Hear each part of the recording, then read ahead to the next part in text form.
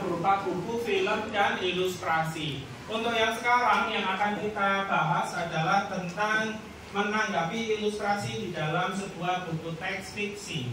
Ya, kenapa ini penting? Karena teks tanggapan membantu kita memahami dan menghargai karya. Ya, dengan ini kita bisa menilai sebuah karya. Oh, karya ini adalah karya yang bagus karena kaya dengan nilai-nilai masyarakat. Oh, karya ini bagus karena bisa memancing emosi kita. Pernah nggak kalian membaca buku sampai nangis?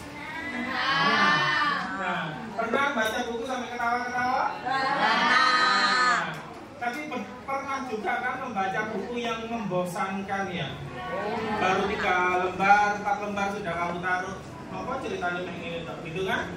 Nah, itu membantu kita mengapresiasi. Nah, sebelum kita membeli karya itu biasanya ada teks tanggapan yang diterbitkan oleh orang-orang yang suka melakukan hal ini. Untuk apa? Agar orang tidak salah pilih beli buku atau salah pilih beli film dan lain sebagainya. Itu ya. Lanjut.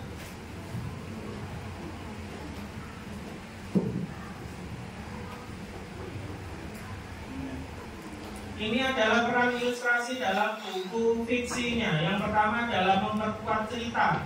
Ilustrasi memperkuat narasi. Narasi itu adalah ceritanya, membuat cerita lebih hidup dan lebih menarik. Kemudian mengenalkan latar biasanya,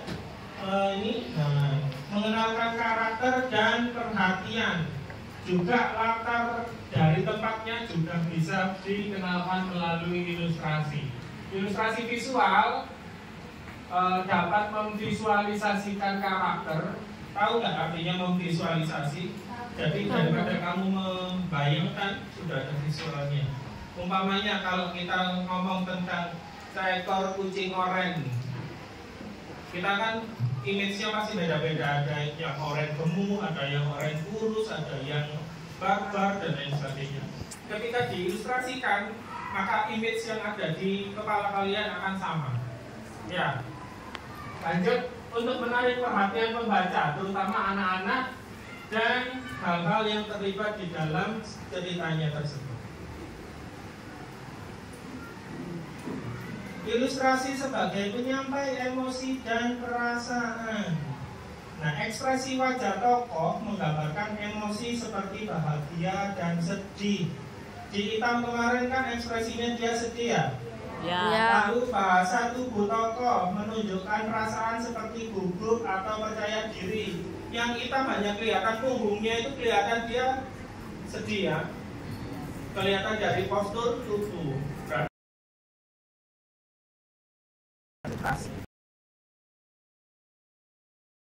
Emosi kalau bahasa Inggris orang bersedih.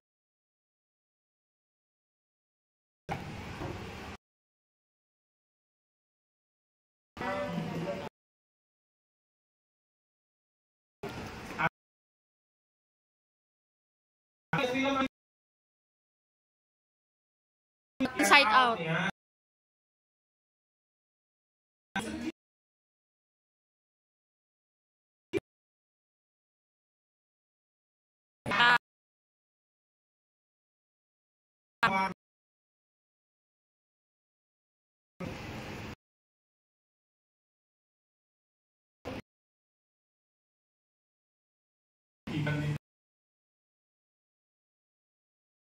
Dilihat ekspresinya.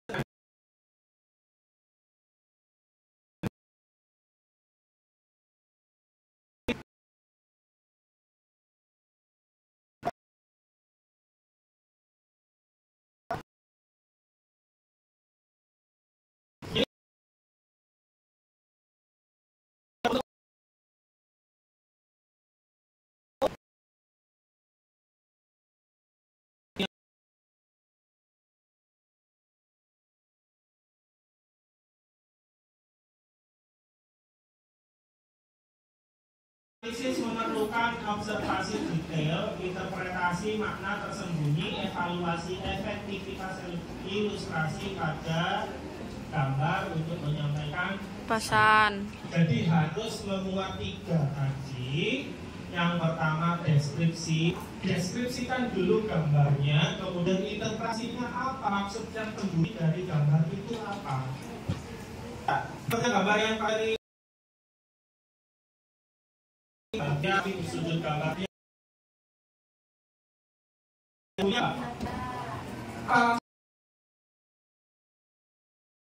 ada yang bisa menginterpretasi bahwa yang ada di mobil. Ada lagi yang punya interpretasi.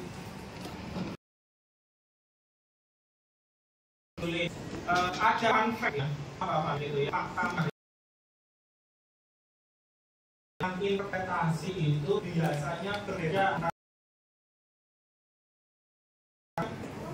bergantung dengan ini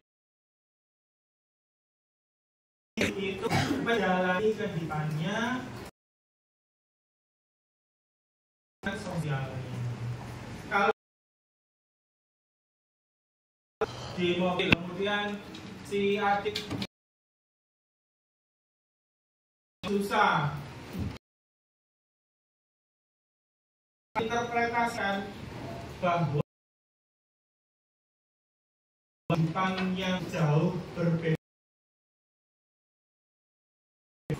Ya, yang satu diliputi ke bawah mobil. Anda ketika itu orang tuanya ngasih dan satu sisinya terima kasih.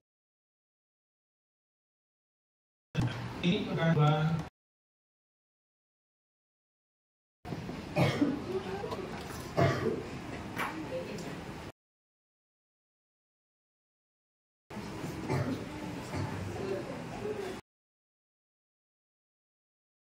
Ilustrasi dalam bercakap. Ilustrasi dan visual dan ilustrasinya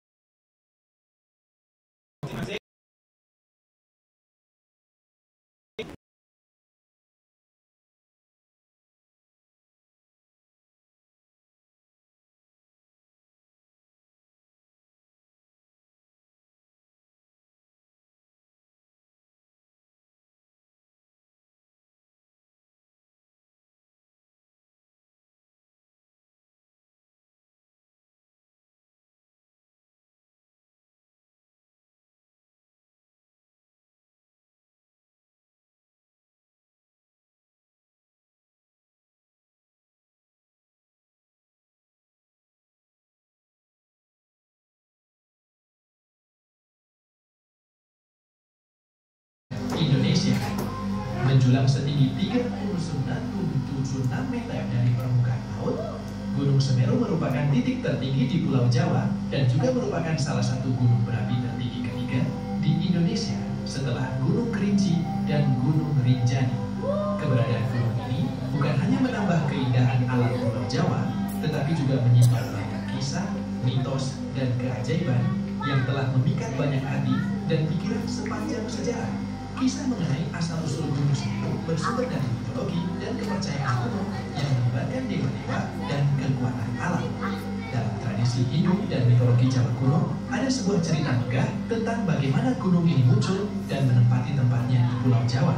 Menurut legenda, pada masa awal, Pulau Jawa mengalami ketidakstabilan karena keberadaan Gunung Meru di India dianggap terlalu berat untuk dipikul oleh pulau tersebut.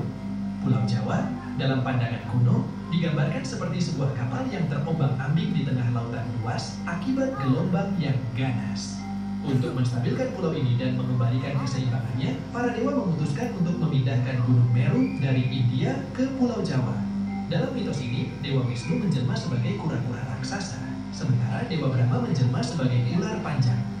Gunung Meru kemudian diletakkan di punggung kura-kura raksasa, sementara ular panjang melilit gunung tersebut untuk memastikan agar gunung tidak jatuh selama perjalanan.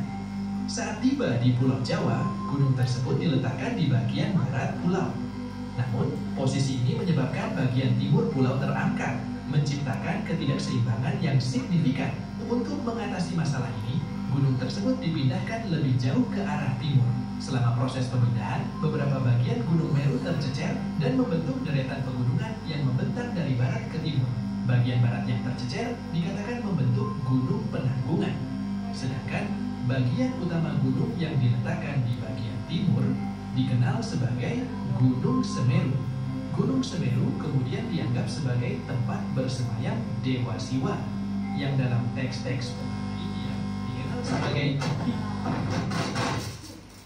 Lhasa. Gunung bersalju abadi tempat Dewa Siwa menurunkan ajaran-ajarannya kepada Dewi Parwati. Gunung Semeru dengan keindahan dan keunikannya mulai menarik perhatian penjelajah dan ilmuwan Eropa pada abad ke-19. Pada tahun 1838, dua ahli geologi Belanda, C.M. Bloom dan W.J. M.P. van der Hooge, melakukan pendakian pertama mereka ke gunung ini. Mereka menempuh jalur dari barat daya melalui Widodaren. Jalur pendakian awal yang memberikan pandangan pertama tentang keindahan dan tantangan yang ada di gunung ini. Penjelajahan dan penelitian lebih lanjut dilakukan pada tahun 1945 oleh seorang ahli botani Belanda bernama Junggun yang melakukan pendakian dari utara melalui Gunung Aek-Aek, Gunung Inder-Inder, dan Gunung Kepulauan. Pendakian ini membantu dalam dokumentasi flora dan fauna yang ada di sekitar gunung dan memberikan wawasan tambahan mengenai ekosistem yang kaya di daerah tersebut. Pada tahun 1911, Van Gogh dan H.A.M. juga melakukan pendakian melalui lereng utara.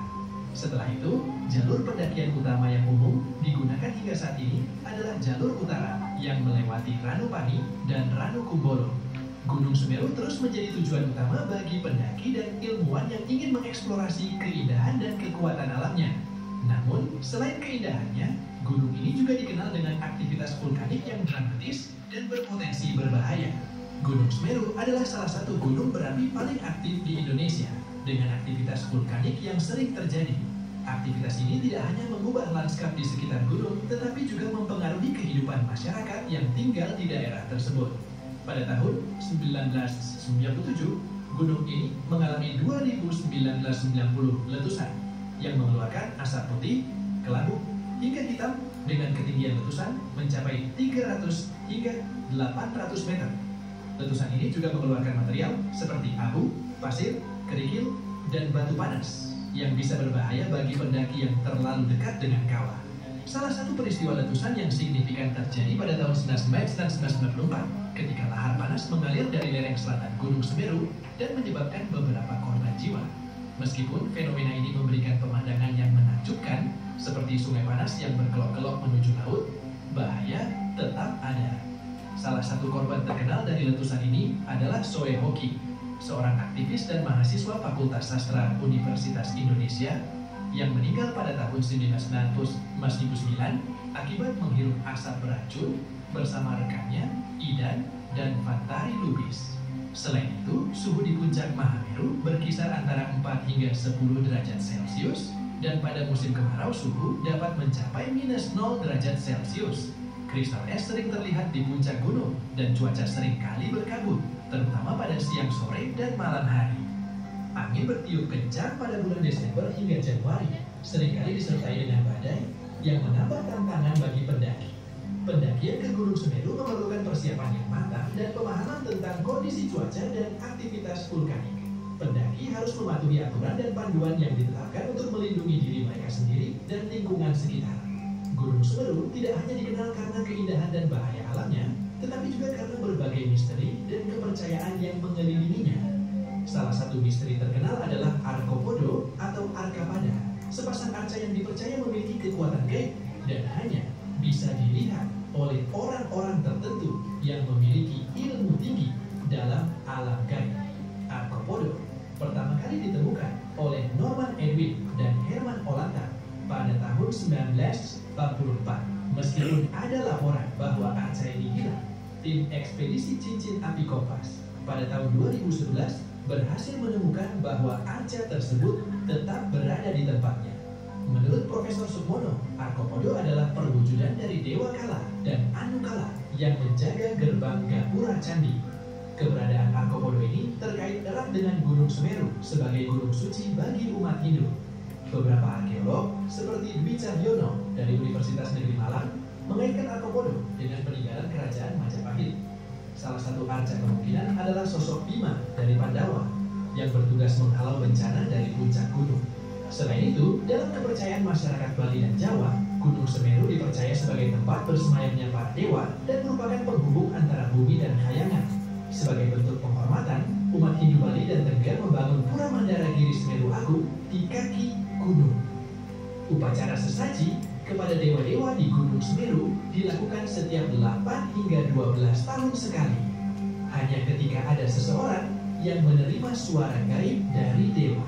Keberadaan arca-arca ini dan upacara keagamaan yang dilakukan di sekitar Gunung Semeru menunjukkan betapa dalamnya hubungan antara manusia dan alam, serta bagaimana kepercayaan spiritual berinteraksi dengan dunia fisik. Kisah dan sejarah Gunung Semeru mengandung pesan moral yang mendalam yang dapat diterapkan dalam kehidupan sehari-hari. Keberadaan gunung ini sebagai tempat tersemayam para dewa dan pusat peradaban kuno menggambarkan pentingnya keseimbangan dan harmoni dalam hidup.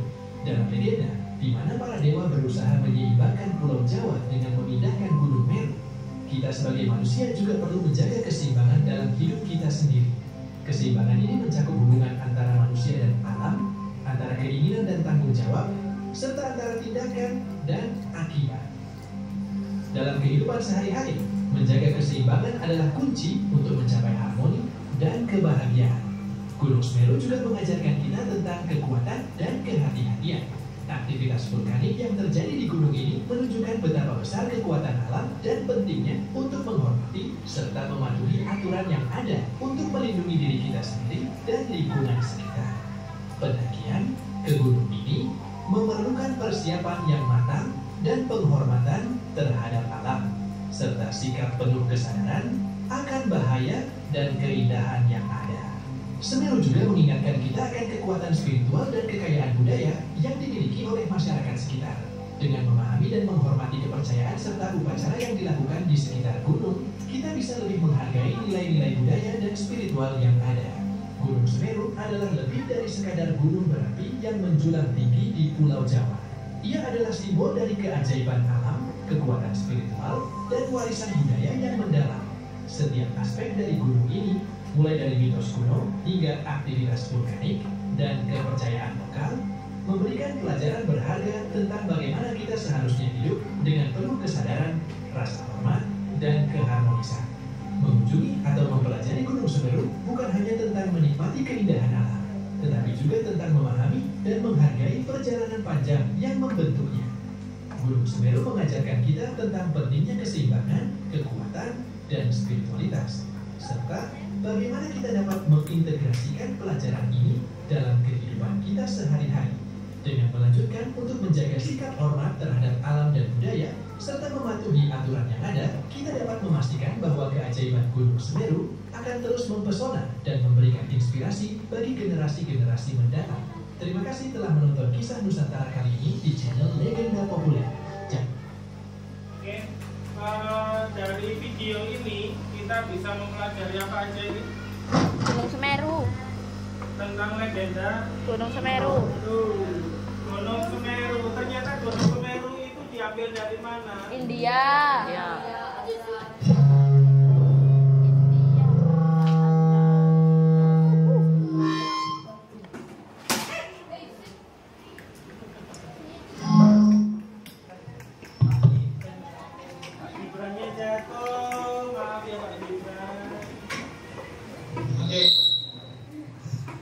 Gunung Semeru ternyata hanya dari puncaknya Gunung Meru di India.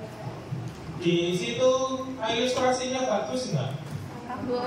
Bagus ya. Ketika dia menggambarkan tentang pemindahan Gunung Semeru dari India. Jadi Gunung Semeru ini adalah pucuknya aja, ujungnya Gunung Semeru. yang dipindahkan ke Pulau Jawa. Memindahkannya pakai apa? Kura-kura. Pakai kura-kura raksasa dan Ular raksasa. Raksasa. Perwujudan dari dua Jawa. dewa. Dua dewa tadi memindahkan awalnya di mana? India. Loh. Memindahkannya di bagian barat Pulau Jawa. Ternyata ketika ditaruh di barat Tidak seimbang. tidak seimbang, bagian timurnya langsung naik ya. Akhirnya digeser, dikecilkan dikit. Wes, sudah.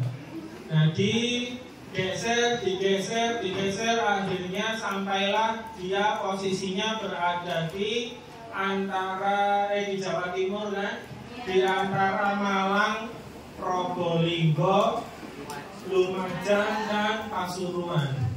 4 kota madya atau 4 kabupaten memiliki akses semuanya ke Gunung Semeru. Ya, yang tercecer jadi apa tadi? Salah satunya Gunung Penanggungan. Dari sini juga terlihat bahwa orang Hindu yang dulu sebelum pindah ke Bali adalah orang Jawa. Ya, pindah ke Bali karena ada sesuatu yang di sejarah seharusnya kalian bisa baca, seru kok. Akhirnya pindah ke Bali dan menutup diri. Kenapa menutup diri? Agar tidak terganggu sampai akhirnya Hindu Bali memiliki kekhasannya sendiri, berbeda jauh dengan Hindu yang ada di India. Ya, di sini juga ilustrasinya bagus. Bagusnya apa? Ketika mengatakan tentang harmoni. Ya, harmoni tadi kan?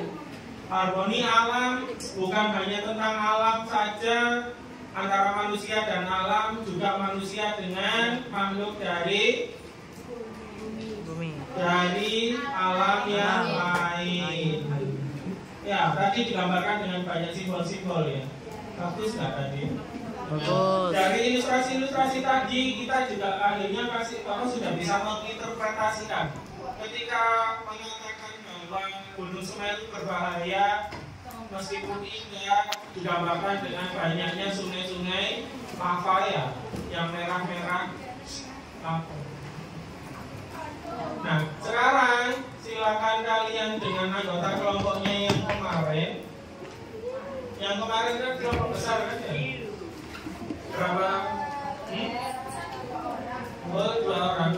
Yang kalau gitu bikin kelompok berdasarkan tempat duduknya atau berhitung?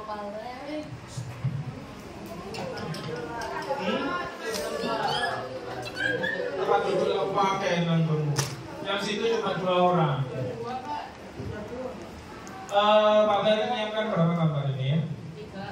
1, 2, 3, 4, 5, 6, 7, 8. 2. Karena ada 8 gambar dibentuk 8 kelompok. Karena isinya 36, kalau dibagi menjadi 8 berapa? 4, Pak. 4, Pak. 3, 6 Bagi 8.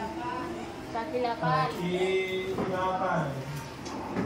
Ada yang isi 4 orang, ada yang isi 5 orang. Yang isi 4 orang ada 5 kelompok mungkin.